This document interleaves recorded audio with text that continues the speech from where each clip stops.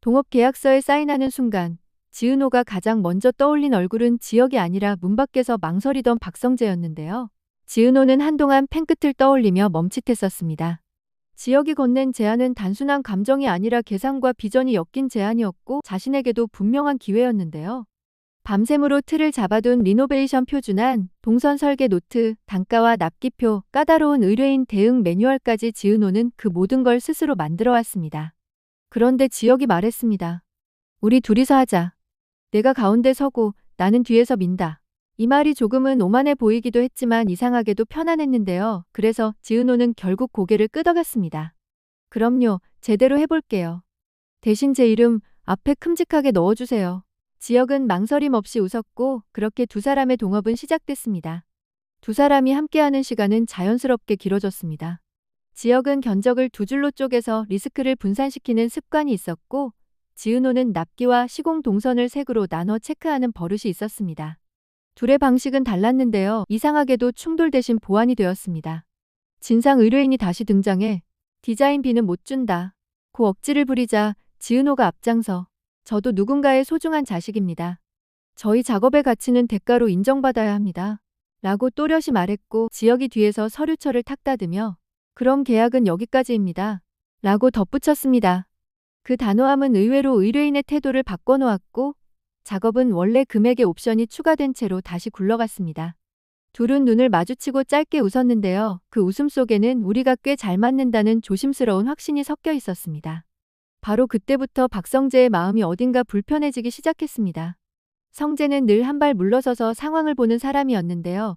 지역과 지은호가 함께 있는 시간이 길어질수록 자신이 설 곳이 희미해지는 느낌을 지울 수 없었습니다.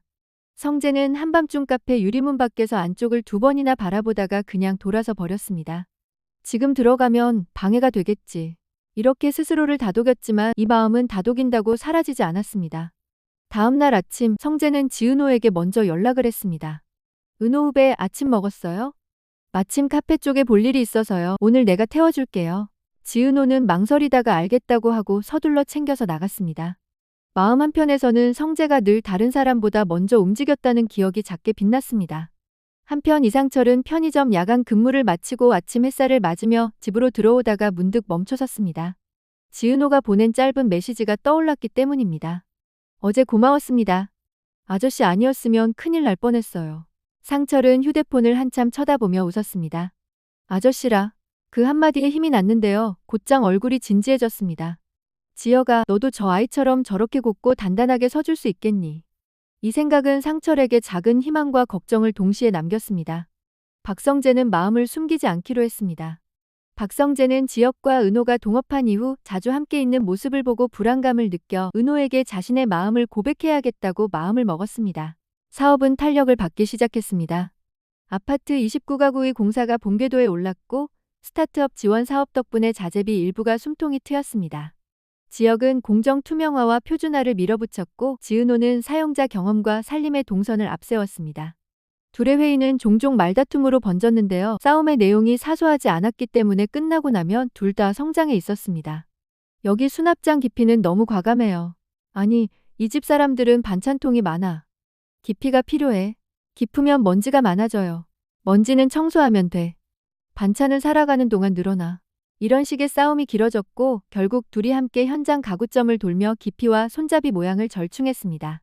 그렇게 만든 샘플을 현장에서 본 순간 의뢰인의 말이 바뀌었습니다. 이 느낌이면 추가 옵션 해도 되겠네요. 둘은 동시에 웃었습니다. 같은 곳을 바라보며 웃으면 마음의 거리는 어쩔 수 없이 가까워지는데요. 단순한 사실이 곧 문제의 불씨가 될 줄은 아직 몰랐습니다. 박성재는 결국 마음을 감추지 않기로 했습니다. 지혁과 은호가 동업을 시작한 이후 두 사람이 함께 웃거나 나란히 현장을 오가는 모습이 자꾸 눈에 밟혔습니다. 그는 늘 신중하게 거리를 두는 사람이었지만 이번만큼은 더 이상 뒷자리에서만 바라보고 있을 수 없었습니다. 성재는 은호에게 연락을 했습니다. 은호 후배, 오늘 저녁 시간 괜찮아요? 오랜만에 저랑 밥 한 끼예요. 은호는 순간 망설였지만 늘 자신을 따뜻하게 챙겨주었던 선배의 제안이었기에 거절하지 못했습니다. 네, 본부장님. 제가 시간 맞출게요. 식사가 끝나갈 무렵 성재는 잠시 침묵하다가 조심스럽게 입을 열었습니다. 목소리는 여느 때처럼 차분했지만 눈빛만큼은 단단했습니다. 은호 후배, 오늘 이렇게 부른 건 단순히 식사 때문이 아니에요. 사실은 제 마음을 솔직히 말하고 싶었어요.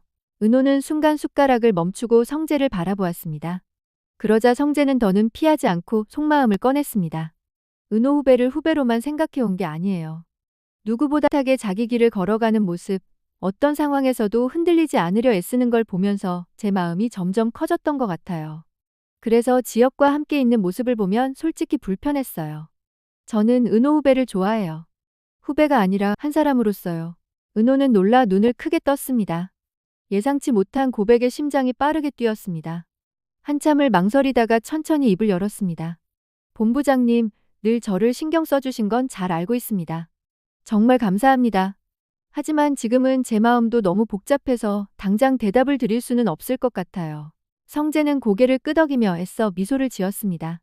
그러나 눈빛에는 묵직한 진심이 고스란히 남아 있었습니다. 이해해요. 내가 원하는 건 지금 당장 대답을 원하는 게 아니에요. 다만 제 진심을 은호 후배가 알아주었으면 해요. 힘들 때 곁에 있고 싶은 마음, 그게 전부예요. 저는 충분히 기다릴 수 있어요. 은호는 고개를 숙이며 작게 대답했습니다. 본부장님, 그 마음만으로도 저한테는 큰 힘이 됩니다. 그때 마침 지혁이 들어왔습니다. 현장을 마치고 바로 들른 길이었는데 카페 안에서 은호와 성재가 마주 앉아있는 모습을 본 순간 그의 발걸음이 순간 멈췄습니다. 지혁은 성재를 보며 낮게 말했습니다. 성재야, 여기서 뭐해? 성재는 조금도 흔들리지 않고 차분히 대답했습니다. 은호 후배랑 개인적으로 얘기 나누고 있었어. 지혁은 곧바로 눈치를 챘습니다. 은호의 미묘하게 긴장된 표정, 성재의 단호한 태도, 성재가 은호에게 고백했다는 것을요. 하지만 더 이상 묻고 싶지는 않았어요. 그 이유는 고백한 사실을 애써 부정하고 싶었거든요. 세 사람 사이의 대화는 그렇게 끝났지만 그날 이후로 카페와 현장에는 묘한 공기가 감돌았습니다. 친구였던 지혁과 성재는 이제 더 이상 예전 같지 않았고 은호는 두 사람 사이에서 점점 더 깊은 혼란에 빠져들고 있었습니다. 한편 넓고 세련된 사무실 안. 재단 인테리어 공사건 상이차 성희의 사무실에 오게 된 은호는 초대받은 듯 조심스럽게 자리에 앉아있고 고성희는 와인잔을 내려놓으며 부드럽게 미소 지으며 말을 이어갔습니다. 오늘 만나길 잘했네요. 인테리어 컨셉이 이제야 뚜렷하게 그려지네요. 근데 은호 씨 표정이 너무 안 좋네요. 무슨 일 있었어요? 너무 걱정돼요. 성희의 걱정 어린 눈빛과 마음이 은호의 마음에 닿았는지 아니면 누군가에게 자신의 현 상황을 털어놓고 위로받고 싶었는지. 은호는 출생의 비밀에 대한 건 말하진 않았지만 남동생이 자기 때문에 가출을 했고 그것 때문에 자신과 엄마가 많이 힘들어하고 있다는 고백을 했습니다. 성희는 그러 은호를 바라보며 자신에겐 아무에게도 말하지 않은 비밀이 있다며 말을 이어갔습니다. 내겐 잃어버린 딸이 있어요. 젊었을 때였어요. 아무것도 가진 게 없던 시절 지켜줄 힘도 키울 여건도 없었죠. 그래서 보내야 했습니다. 그 선택이 옳았는지는 평생 제 안에서 상처로 남아있었고요. 은호 씨를 보고 있으면 자꾸만 그 아이가 떠올라요. 닮은 점도 많고 살아온 길도 어쩐지 겹쳐 보이더군요. 성희의 눈엔 어느새 눈물이 맺혀 있었습니다. 은호는 성희의 뜻밖의 고백에 놀랬고 잃어버린 딸에 대해 자세히 묻는 게 조심스러워 마음속에서만 갑자기 왜 이런 말씀을 하시지? 라는 의문만을 남긴 채 성희와의 만남을 뒤로했습니다. 은호가 돌아가자 성희의 눈빛은 차갑게 돌변했고 머리로 앞으로의 계획을 계산하고 있었습니다. 고성희의 가장 큰 약점은 딸 박영나입니다. 영나의 건강 문제로 상속 구도가 언제든 불리하게 돌아갈 수 있다는 위기감이 있습니다. 그래서 미리 은호에게 혹시 내게 딸이 있다 는 말만 흘려두면 훗날 은호를 혈연적 보험카드로 활용할 수 있고 동시에 사람들 앞에서는 사실은 딸을 찾고 있었다는 감성적인 이미지로 돌려 사회적 평판을 쌓을 수도 있었습니다. 숨겨진 진실은 마침내 모습을 드러내기 시작했습니다. 고성희의 입에서 흘러나온 단 한 문장, 잃어버린 딸이 있다. 과연 그 끝은 누구를 향한 걸까요? 다음 이야기를 기대해주세요.